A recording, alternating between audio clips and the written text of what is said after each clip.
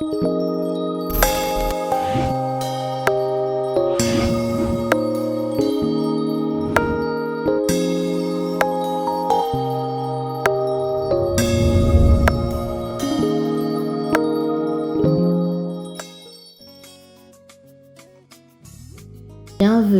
sur notre chaîne Mon Histoire vraie en Christ.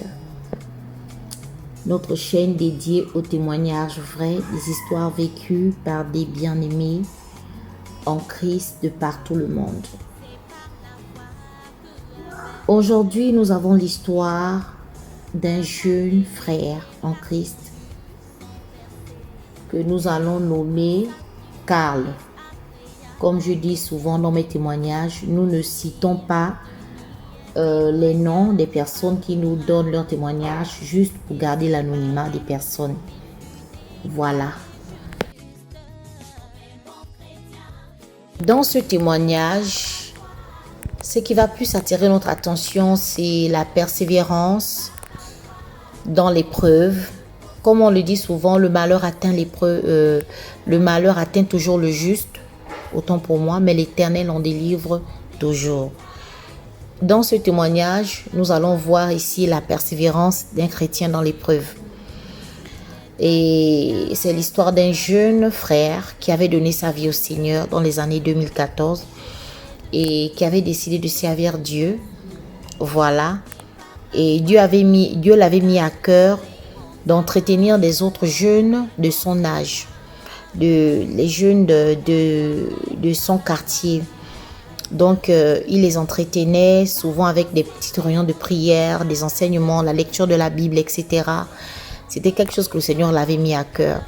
Et par la même occasion, il aidait aussi ceux qui avaient des difficultés dans les matières scientifiques et tout. Et c'était vraiment bien. Les parents saluaient cette initiative. Mais comme on le dit souvent, que tout ce que nous faisons, il y a des moments où les autres qui sont bien intentionnés, ils acceptent, mais le diable n'est pas souvent d'accord. Donc, notre jeune frère, ne sachant pas que ce qu'il faisait, ça ne faisait pas l'unanimité dans le quartier. Il y a des personnes qui voyaient ça d'un mauvais œil. Et il y a une dame donc, qui était la fille du chef de quartier qui avait commencé à le menacer chaque fois qu'il le menaçait. Et un jour, elle est venue, voilà, toute en colère. Elle a commencé à proférer des menaces à notre jeune frère Karl. A commencé à parler en disant: on verra entre toi et moi qui sert le vrai Dieu. Parce que pour elle, elle disait qu'il était un rosé chrétien, un pharmacien, quelqu'un qui pratique, qui faisait de la magie noire. Alors que ce n'était pas le cas. Et le fils aussi en question de la dame était parmi les gens qui travaillaient ensemble avec notre jeune frère. Les autres disaient: mais que tu parles. En fait, les autres ne comprenaient pas l'acharnement de la dame. Ils disaient: mais tu parles au petit. Mais ce qu'il fait, c'est bien en fait. Ce qu'il fait, c'est une bonne chose. Il montre la voie à nos jeunes gens, à nos jeunes enfants. Il les enseigne également l'école. Il n'y a pas de problème. Mais c'était pas bien pris par la fille du chef du quartier, bien aimé. On connaît quand l'épreuve commence, mais on ne sait pas quand ça termine. Retenez ceci. Un bon jour, notre jeune frère Karl va se déplacer dans son établissement pour aller chercher des documents parce qu'il était sur le point de passer son examen. Il a reçu comme un choc, comme une crampe quand il était de retour chez lui à la maison. C'était aux alentours de 13h. Bon, il n'a pas tant considéré ça. Mais c'est vers le soir, aux alentours maintenant, en tout cas au soir, il a senti ses deux pieds, plus particulièrement le pied gauche, a commencé à s'affiner, devenir plus mince que l'autre. Et ça devant ses yeux. Et il y avait une douleur. Il a appelé sa maman. C'était visible aux yeux de tout le monde que le pied de l'enfant est en train de s'affiner. Il a dit: c'est quelle histoire? Il a appelé sa mère. Sa mère a regardé, mais sa mère n'a pas voulu l'inquiéter. Elle a dit, oh mais, c'est quoi c'est ça? Lui-même, il a regardé, bien aimé. C'était le début d'un calvaire chez notre frère. Et là, il est resté, il s'est mis à prier et il s'est souvenu des menaces de la dame. Que certainement, la dame avait mis son plan en exécution.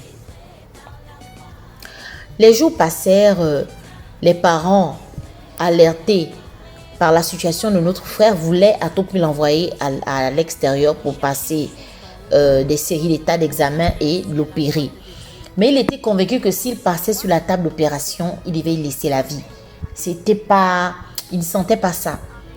À un moment donné, il n'arrivait plus à marcher. Il était devenu comme paralysé. Et il utilisait des béquilles pour se déplacer. Mais la foi de notre frère n'a pas baissé. Il utilisait de l'huile d'onction, il frottait son pied avec ça. Il croyait que le Seigneur devait le rétablir. Parce qu'il n'a rien fait de mal. C'est juste qu'il priait. Il entretenait les autres jeunes de son âge. Ils travaillaient ensemble. Le Seigneur est juste. Et sa parole aussi ne faillit pas. Quand il dit le malheur peut atteindre un juste, oui. Mais il est celui qui a le dernier mot dans chaque situation. Et ça l'avait tellement affecté. Même pour se rendre à l'école, c'était un peu compliqué. Certes qu'il préparait l'examen. C'était difficile. C'était difficile. Mais il avait foi en Dieu. Il priait, il persévérait. Et il n'avait pas lâché le fait d'entretenir toujours des jeunes de son quartier. Même les gens étaient dépassés par sa foi. Parce qu'à un moment donné, toi-même, tu es affecté par l'épreuve, mais tu es toujours debout. C'est pour montrer qu'à un moment donné, un chrétien, ce n'est pas l'épreuve qui doit nous arrêter. Quand on est engagé, on est engagé. Et ça, c'est pour la vie. Il continuait. Il continuait. Donc, ce fut un temps, il revenait de l'école, il remarquait maintenant les asticots. Au retour, dès qu'il regarde les asticots sur sa jambe. Mais chose curieuse, c'est qu'il n'était pas blessé. Hein. La douleur qu'il ressentait était au niveau de la hanche, donc du fémur. Mais ce n'était pas blessé. Ça s'enflait, mais ce n'était pas blessé. Ça revenait d'où? Les asticots, c'est quelque chose qui est en état de décomposition avancée. Mais lui n'était pas, son pied ne se décomposait pas. C'était compliqué. Sa maman lui faisait des massages. Des huiles et tout. Lui-même, il nécessait de prier. Un jour, son grand frère est arrivé à la maison. Sa mère a dit que, ben tiens, essaie aussi de t'occuper de ton frère. Essaie de le masser. Il s'est attelé. En le massant, il y a des grosses puces noires qui sortent de son pied. Qui sortaient de son pied. Mais bien aimé, c'est-à-dire que quand son grand frère a vu ça, il a dit, mais c'est pas possible. Qu'est-ce que nous sommes en train de voir? Est-ce que c'est un rêve ou c'est la réalité? Mais c'est réel. Vous voyez combien de fois le diable peut se liguer contre quelqu'un qui n'a rien fait. Comment le diable peut se liguer contre quelqu'un? Mais moi, je me dis, si le Seigneur permet certaines choses dans notre vie, c'est pour regarder jusqu'où on peut le faire confiance. Mais lui, il avait tellement confiance en Dieu que même ça ne l'arrêtait pas. Il disait, c'est lui qui rassurait même ses parents que ça va aller. Bien aimé. Et c'est ce qui s'est passé. Les sorciers voulaient non seulement le détruire et détruire également ses études. Parce qu'ils ont bloqué même son bac qui n'avait pas gagné l'année où il passait. Alors qu'il était très intelligent, celui qui montrait qui s'exerçait avec les autres, qui montrait aux autres. Quand bien même le Seigneur l'avait montré en songe, même les examens, les épreuves et tout, parce que lui, c'est cette capacité-là qu'il avait, mais il avait échoué. Cela ne l'avait pas baissé, cela ne l'avait pas arrêté. Cela ne l'avait pas amené à raisonner que Dieu ne me connaît pas. Au contraire, il croyait que Dieu devait faire quelque chose dans sa vie. Sa maman étant souffrante en voyant son fils, parce que son fils n'avait pas eu un problème qu'il est allé chercher lui-même.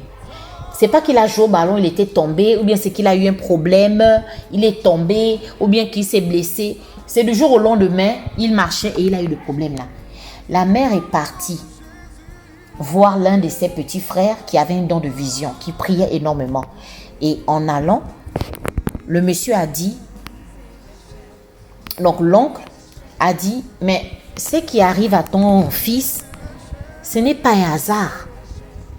C'est la coalition des sorciers. Donc, Dieu a commencé à révéler le plan que l'ennemi avait fait à l'égard de notre jeune frère Karl. Que non, c'est la coalition des sorciers, donc notamment le chef du quartier, y compris sa fille bien sûr, et du côté paternel de notre jeune frère qui s'était allié. Comme on dit que le diable, avant de rentrer dans une maison, il doit avoir trouvé quelqu'un qui doit lui donner la permission. Donc, qui s'était allié pour le nuire, justement à cause de ses prières. À cause de ces prières, il le dérangeait. Donc, ça veut dire que le jeune frère, à cause de ces prières-là, les prières-là dérangeaient ces sorciers-là. Donc, il voulait en finir avec lui et lui nuire. Alors, vous savez que quand on dévoile le diable, il est déjà vaincu. Hein. Un jour aussi, comme Dieu sait faire ces choses, notre jeune frère avait assisté à l'une des réunions de notre apôtre Mosingo. Et ce jour-là, c'était vraiment... Le Saint-Esprit était là, était présent. Dieu était dans la salle. Dieu était là pour délivrer ses enfants qui étaient encore sous le joug de l'esclavage de l'ennemi. Il a prononcé une parole, il a dit, tous ceux qui ont mal quelque part, touchez là où vous avez mal. Notre frère a touché l'endroit où il avait mal. En ce net moment, il a senti une fraîcheur traverser l'endroit où il avait mal. Et il a senti son pied se raffermir. Et il est allé témoigner, même séance tenante. Quand le pasteur avait dit que qui peut témoigner, il allait témoigner. Ensuite, il a rencontré l'homme de Dieu dans son bureau. Il a dit à l'homme de Dieu que je souhaite également avoir mon bac. L'homme de Dieu a prié pour lui et Dieu l'a restauré. Dieu lui a donné le bac. Dieu a raffermi son pied. Au travers de son témoignage, au travers de ça, sa mère a donné sa vie au Seigneur. Son père également. Donc, Dieu l'a tellement béni. Au jour de maintenant où je vous parle, Dieu l'a vraiment béni. Il marche bien.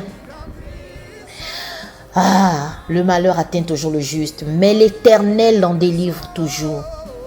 C'est ça l'histoire de notre jeune frère Karl. Karl, c'est le nom que j'ai juste donné comme ça là, pour garder l'anonymat. Donc, bien aimé, vous voyez, s'il y a un frère ou une sœur qui passe par des moments où tu ne vois plus le bout du tunnel, tu penses que tout est terminé, les sorciers t'ont attaqué alors que tu ne savais pas, ils ont fait des plans contre toi, ils ont comploté contre toi. Sache que c'est Dieu qui a le dernier mot dans ta vie. Écoutez ce témoignage. Comment ce jeune frère ça avait commencé depuis 2014, le Seigneur l'a restauré. Il a fait 3 ans dans l'épreuve. Le Seigneur l'a restauré. Le Seigneur a éprouvé sa foi, mais il a eu confiance en Dieu. Et aujourd'hui, Dieu l'a restauré. Même les années qu'il avait perdues, Dieu a restauré. Il marche de pied ferme. Donc vous voyez, bien aimé, tout ce que Dieu fait est bon. Les sorciers qu'il avait attaqués, Dieu s'est chargé d'eux. Parce que avant même qu'il ne puisse marcher correctement, avant que le Seigneur lui fasse grâce, il rêvait que le chef du quartier était venu lui demander pardon dans un songe. Mais ensuite, il était décédé. Dieu s'est chargé de ses ennemis. Dieu s'est chargé de ses ennemis. Comme aujourd'hui, toi aussi qui vas écouter ce témoignage, Dieu va se charger de tes ennemis. Nous avons un Dieu puissant qui est toujours à notre côté, de notre côté, quand bien même l'ennemi nous appuie. Donc, c'est ici que prend fin notre témoignage. Ici, nous avons compris qu'il est souvent bien de faire confiance en Dieu et de persévérer même dans l'épreuve. Que Dieu vous bénisse et prochainement dans Mon Histoire Vraie en Christ TV.